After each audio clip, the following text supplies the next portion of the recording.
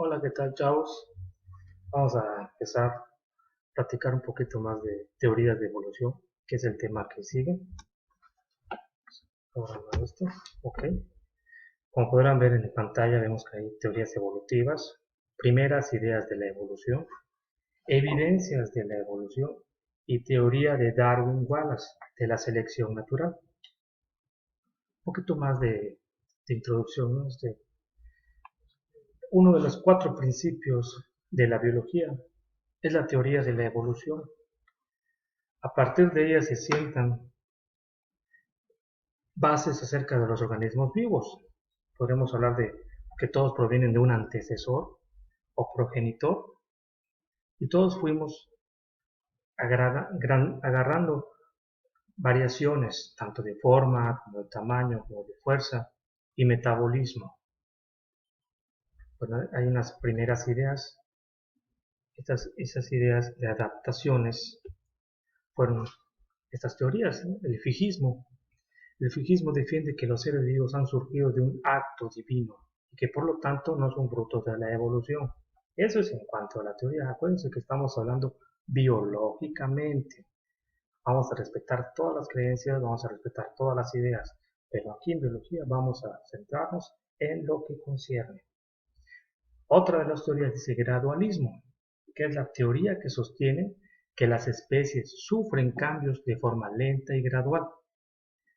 Hay otra teoría, herencia de los caracteres adquiridos. Este lo dice Lamarck, un filósofo francés, un genetista francés, que habla de las especies que han ido adaptando de manera gradual a los cambios adquiridos en el medio ambiente. Bien, vemos que hay otra teoría, catastrofismo. Afirma que fueron una serie de catástrofes lo que han eliminado especies y moldeado a la superficie terrestre. Luego sigue el uniformismo. Este habla de que la superficie actual de nuestro planeta es el resultado de procesos geológicos ocurridos a lo largo de miles de años.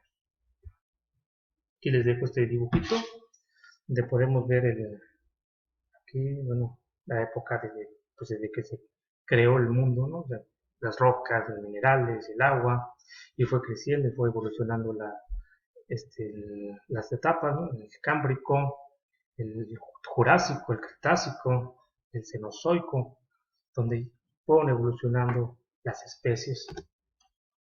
¿Y qué nos hace ver que fuimos evolucionando? Las evidencias. Las evidencias de la evolución propias que Darwin recolectó flora y fauna para obtener conclusiones acerca de la evolución.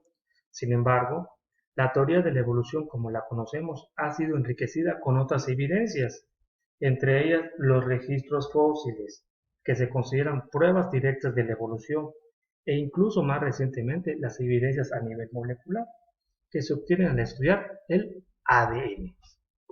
Acuérdense que la paleontología es una ciencia que estudia los fósiles y es parte de la biología. Como pruebas directas de la evolución, tenemos que la permineralización.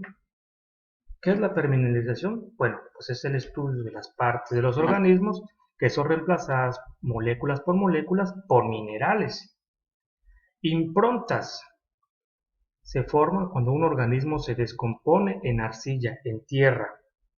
Moldes.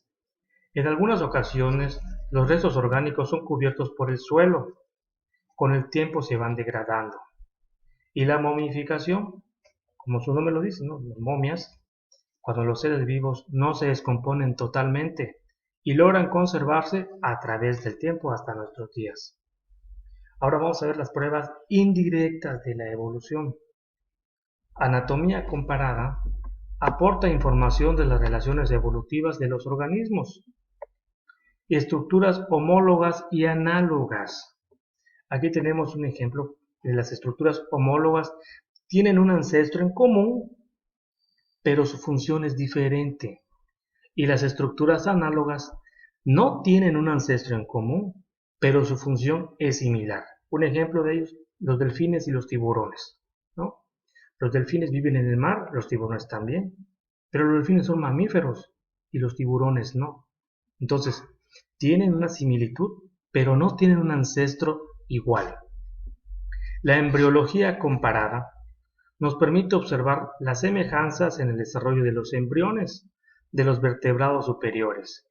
La bioquímica comparada se usa para encontrar similitudes o diferencias en estas especies en cuanto a hormonas y enzimas y determinar el grado de complejidad y de parentesco que hay entre esas especies.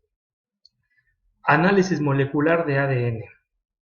Bueno, pues ya hablando de esas especies, para ver si esas especies ya extintas aportan esenciales, aportan lo mismo, las mismas secuencias, ¿no? Ver qué tan común son. Y la biogeografía estudia la distribución, evolución de las especies alrededor del mundo. Vamos un poquito más a hablar del meollo del asunto, ¿no? De la teoría de Darwin-Wallace. Darwin es un británico que sentó las bases de la teoría de la evolución. Este señor estudió teología en la Universidad de Cambridge, pero se interesó por la biología, por la botánica, la geología. Y durante sus estudios conoció a un navegante, a John Hadley. Es un naturalista de su época y le dijo a Darwin: oye Darwin, estás chavo, tienes 22 años, ¿por qué no te vienes con mi embarcación a conocer el mundo? Y a ti que te interesan la biología, las especies, las plantas, animales, pues te va a ir bien para hacer un estudio o algo ya. Bueno, pues Darwin aceptó irse en el Beagle, que así se llama la embarcación. Tardó 5 años navegando alrededor del mundo. Partió el 27 de diciembre de 1831 de Davenport y llegó a Philmont, Inglaterra, el 27 de diciembre de 1831. Vean, Philmont está aquí, Davenport igual aquí en Inglaterra, y viajó hasta acá, Sudamérica, a Islas Galápagos, se va a Tahití, dio la vuelta, pasó por aquí de Oceanía, a las Islas Mauricio, a lo mejor llegó a Madagascar, punta de África, y volvió a subir hasta llegar otra vez aquí a Inglaterra. En todos esos años, 5 años, observó muchísimas cosas. Observó muchas formas de vida, datos biogeográficos y de los ecosistemas que visitaba. Esto le permitió apreciar las similitudes y diferencias que hay entre animales y vegetales y hábitats de los litorales del Atlántico y Pacífico de Sudamérica. Darwin, en su época, pues, no había muchas cosas, pues nada más que libros. Leyó a John Malthus. John Malthus es un economista. Atención, esta parte está padre. Este es el meollo de su teoría de la evolución de Darwin. Malthus era un economista que tenía un ensayo sobre los principios de la población. Él exponía que el crecimiento de las poblaciones se produce de forma geométrica y esto solo puede frenarse mediante limitaciones naturales, como las hambrunas, las enfermedades, las guerras. Ahí Darwin se le prendió el foco y dijo: bueno, pues, yo he viajado, yo he visto que hay similitudes entre especies y eso ha sido parte de la evolución. Ahí fue cuando a ella se le prendió el foco. Darwin aplicó la teoría de Malthus a las poblaciones de animales y plantas, lo cual le permitió elaborar en 1838 un bosquejo de la teoría de la evolución a través de la selección natural. Después vino otro señor, Wallace, un joven que admiraba mucho a Darwin, y le dijo: oye Darwin, yo tengo ese trabajo, es similar al tuyo, y habla de lo mismo. Bueno, pues se le hizo fácil, leyeron y juntaron las dos teorías, los dos trabajos, hicieron la obra de El origen de las especies. Como Wallace era más joven y apreciaba a Darwin, pues le dijo: te cedo los derechos, públicalo tú. Bien, en resumen, para concluir las conclusiones de la obra El origen de las especies, pues hay unos puntos, por ejemplo, la variabilidad. Habla de que si la variación ocurrida en un organismo favorece su interacción con el ambiente, éste se quedará por acción de la selección natural. La lucha por la supervivencia.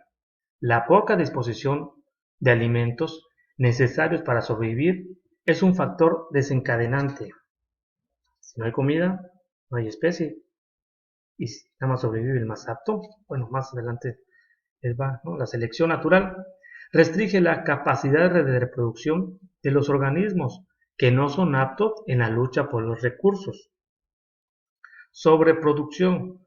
Los organismos tienen un potencial biótico que les permite reproducirse y aumentar el tamaño de su población cuando las condiciones son favorables. Especiación. Proceso mediante a través del tiempo se crean nuevas especies. Adaptación. Características favorables para sobrevivir en un medio ambiente determinado. Y los cambios graduales ocurren de manera progresiva y se dan paulatinamente a lo largo del tiempo. Bueno, ya hablamos de la teoría de la evolución de Darwin y Wallace. Vamos a hablar un poquito de genética y evolución, que va de la mano. Han habido varias teorías, entre una de ellas es la teoría sintética de la evolución, también llamada teoría moderna evolutiva. Aquí está en esta diapositiva y en el documento que les envié, ahí también está. Vamos a resumir un poquito, no explica los cambios genéticos entre las poblaciones y no entre los individuos. Así, la unidad de estudio de la evolución es el ámbito poblacional. La genética de poblaciones es indispensable para estudiar los mecanismos de evolución. Posa génica. Esta parte es la totalidad del material genético de un grupo poblacional en un determinado periodo. En general, este concepto hace referencia a un conjunto de individuos pertenecientes a una misma especie, con todos sus genes, sus combinaciones y alelos, y los alelos son las variantes de los genes. Aquí podemos ver, por ejemplo, los menonitas. Ya hemos hablado de los menonitas, ¿no? Son una especie de personas que no dejan entrar a nadie más. Entonces, si alguien externo a esa comunidad entrara y tuviera reproducción con una muchacha o un hombre con una mujer fuera de la comunidad, ¿cómo sería su especie? Imagínense nada más. Bueno, las fuentes de la variabilidad y factores causantes de cambios en las poblaciones son la mutación, es el cambio en el material genético. En el trabajo anterior ustedes me lo entregaron. Flujo de genes, movilización de alelos mutuos a otras poblaciones, cambiando la frecuencia genética y por lo tanto la posa génica. Deriva genética, cambios en las frecuencias génicas debido a los genes de una generación no constituyen una muestra representativa de la generación anterior. Interacción con el ambiente constituye un agente de cambio en los organismos. Por ejemplo, un perro responde a los estímulos del sonido, ¿no? Se levantan las orejas. Una abeja es atraída hacia el olor de las flores. Y así, muchos ejemplos más son interacción con el ambiente, ¿no? Los estímulos que hay. Apareamiento no aleatorio. La reproducción es limitada. Es raro que sea al azar en la naturaleza, de modo que generalmente ocurre con individuos de una especie que estén cerca. Selección natural. Explica la diversidad entre organismos ya que promueve su adaptación a diferentes modos de vida. Se define como la reproducción diferencial de variantes genéticas alternadas, dando como resultado la formación de especies más aptos para la sobrevivencia. Si tú comes bien, te alimentas bien, haces ejercicio, vas favoreciendo tus hábitos alimenticios, tu forma de vida, un estilo de vida, tus generaciones tendrán este tipo de desarrollo, de características.